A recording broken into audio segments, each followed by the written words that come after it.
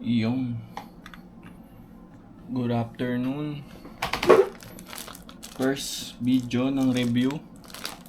Ang review natin ay dumating na package galing Signos Armory. Yung dali balaklava ng Signos Armory. Unbox natin.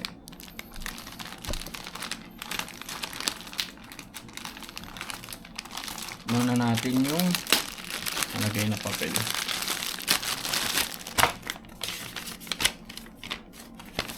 Signos Armory. Signos Armory. Ito. Receipt. Okay, box natin.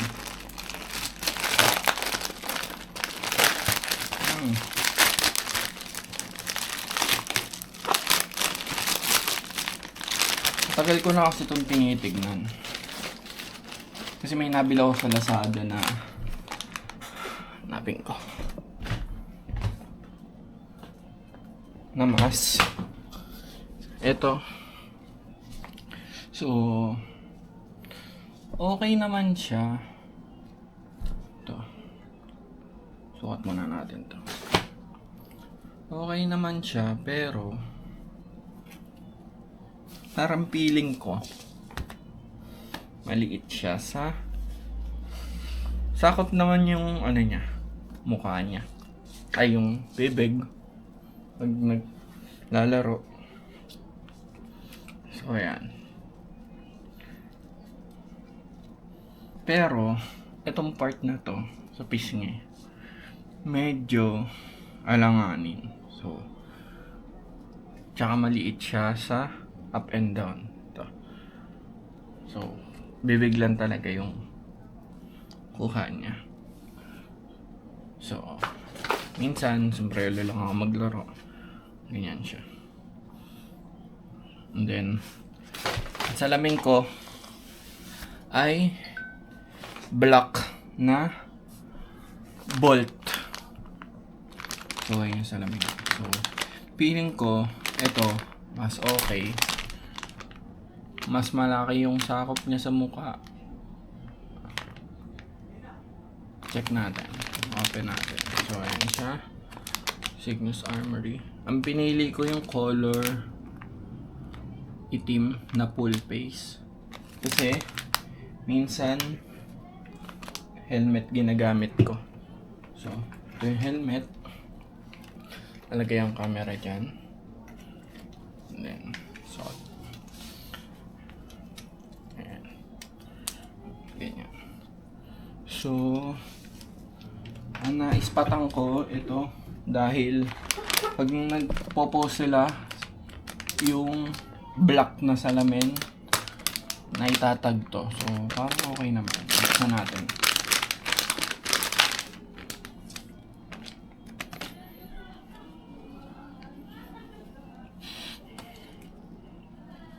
Bango. Ayan. Paano ba i-review natin? Signos Armory na full face. Yung tela niya parang sa may mga nabibili na ano na mumurahing balaklava na pang motor. Tapos nilagyan lang nila neto. Ewan ko kung worth it siya, pero mukha naman. Meron siyang tag dyan galing Germany. Feeling ko one size lang siya. One size fits all. Dali. Galing natin ito. Sabi, stainless daw to. Hindi tulad dun sa isang mask na feeling ko same material. Ay, hindi. Ito kasi medyo minsan may kalawang eh. So, deadly siya. Kakalawang siya kalaunan. Test natin siya. Ang maliit ah.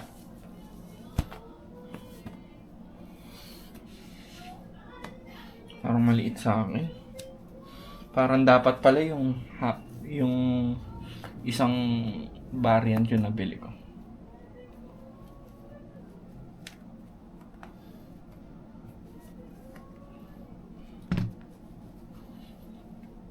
So, ayan.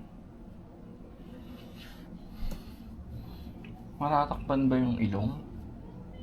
Pwede. Possible. May tatago ba siya dito? Ayan. Natin. Tsura.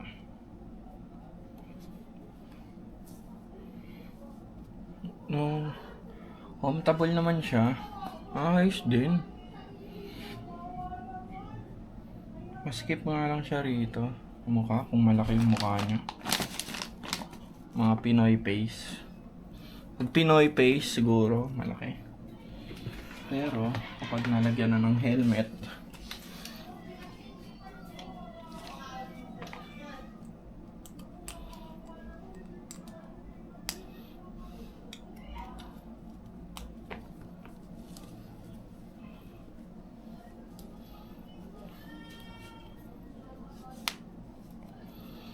feeling ko okay siya.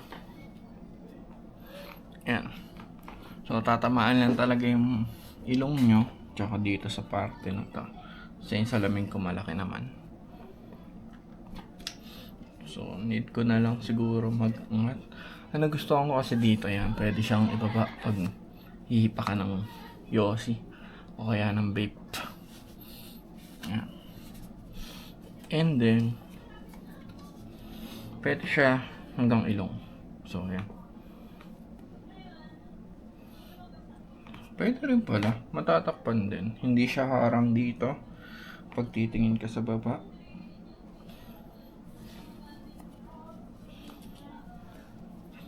Hindi rin siya ganun. Maiksi din.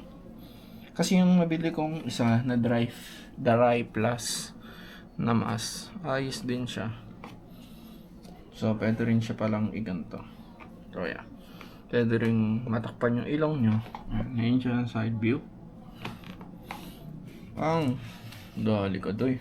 Ang operator.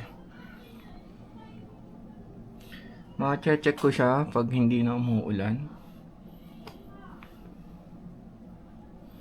Umuulan kasi. Hindi makapaglaro.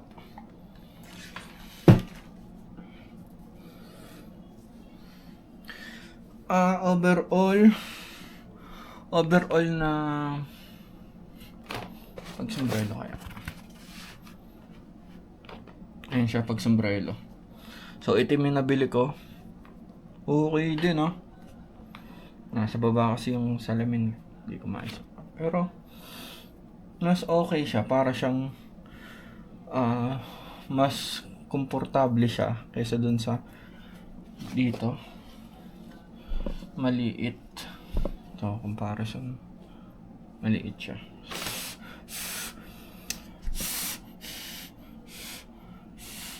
So, paghihinga, malabas din.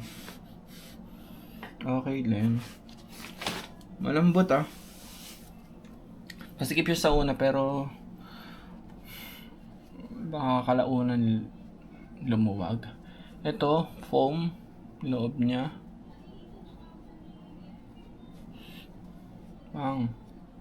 Ayos din. Mas malaki siya kumpara dito sa balaklava ng Lazada. So, compare natin.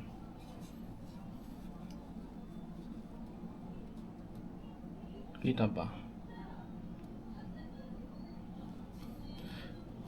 And then, nababaluktot din siya.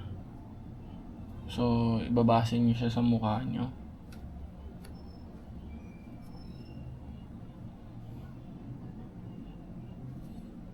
Overall, siguro hindi ko pa natetest yung isa kasi yung ang binili ko kasi yung full face. So, hindi ako makapag-review about dun sa isa kasi yun yung bestseller nila. Yung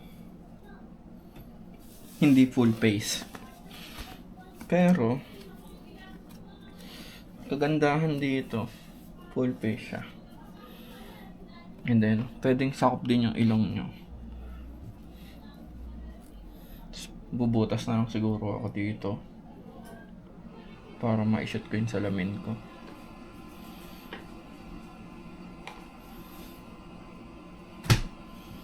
Ito, tabi na lang natin yan. May helmet. Ensure na may helmet ulit.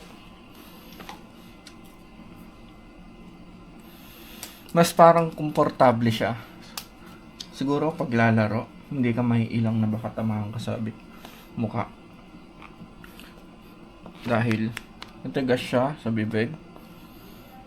And then kung dito ka tatamaan, hanggang dito, sakop niya. Ito siguro, tatamaan ka rito, masakit-sakit din.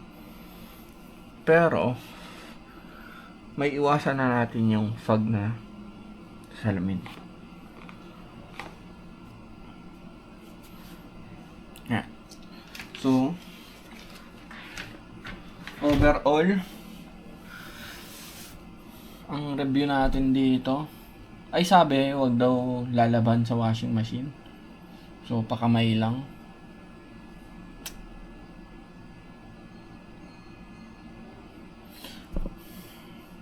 Cygnus Armory. Okay. Overall, siguro, mga 8/10. Sa full face Sa full face. Kasi, feeling ko itong tela na to, breathable naman siya. Pero, may i-improve pa. May improve pa tong balaklava na to. Tsaka, siguro mas habaan nila tong part na to. Ito yung paleeg. Para na itatago sa t-shirt kung nagsusuot ng t-shirt. Kasi umaangat siya. Tsaka parang yung tela na ito parang yung mga tig 50 sa Lazada. So ayun. Itong selling point kasi nila ito. Itong pinaka mesh. Tsaka yung foam. Lambot. Trip ko sana mag DIY kaso hindi ko alam kung ano tawag nila dito sa mesh na to. Saan i-score. Siguro may improve pa to. Or cutting ko to, sirain ko, kunin ko yung mesh, idikit ko dun sa dry plus kong balaklava. So yun lang, rate ko dito 8/10 dahil parang mumurahin yung tela nila, tsaka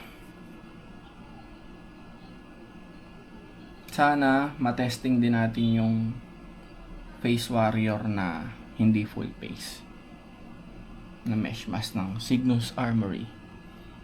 So yun lang, 8/10.